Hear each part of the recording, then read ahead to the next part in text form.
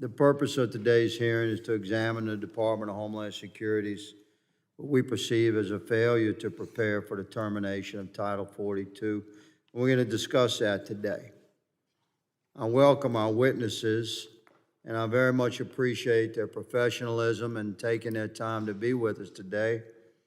However, I'm very disappointed that the Department of Homeland Security declined our request for a third witness, that being someone from senior chain with ICE, Immigration and Customs Enforcement. And we're going to discuss why we believe that particular witness was withheld.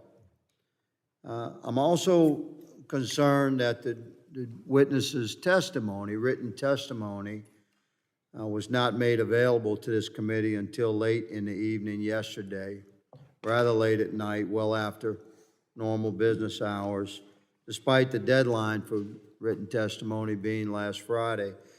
We're going to inquire about that during the course of today's hearing, because what we seek, the truth on this committee, requires transparency and cooperative effort. When we have a deadline for a written testimony, that's when we expect to receive the written testimony. And I suspect that our panelists provided that testimony, but it was slow-rolled by the department. We'll see. We'll dig into that today.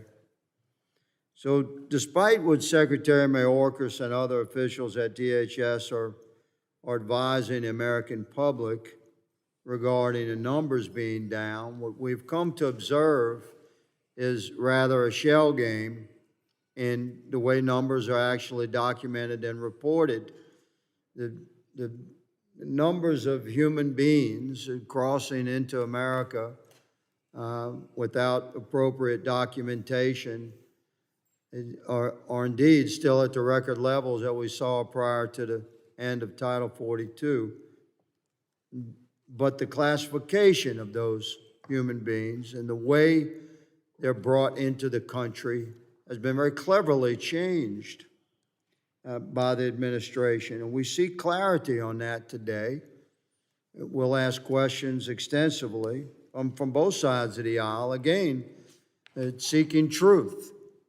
And there's no benefit to any of us to conceal the actual numbers and the truth regarding immigration, both legal and illegal. So to reclassify illegal entry as those that have entered by a legal pathway and then tell the American people, well, the numbers are way down, you know, we have this thing under control. This is misleading by design, and we're going to dig into that today.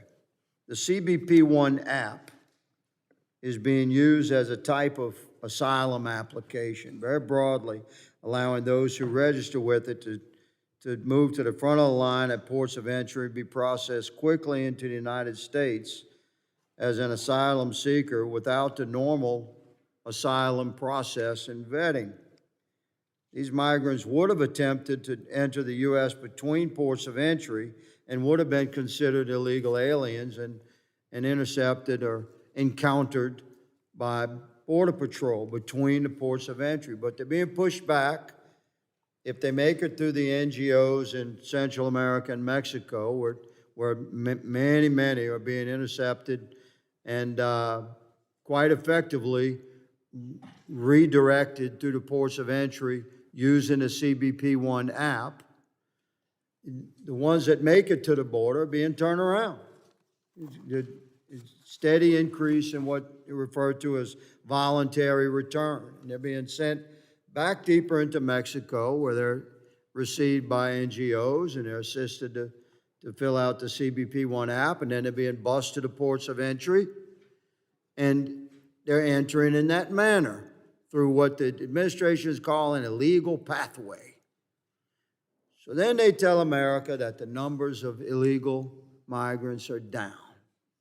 It's a shell game. We're going to expose it today.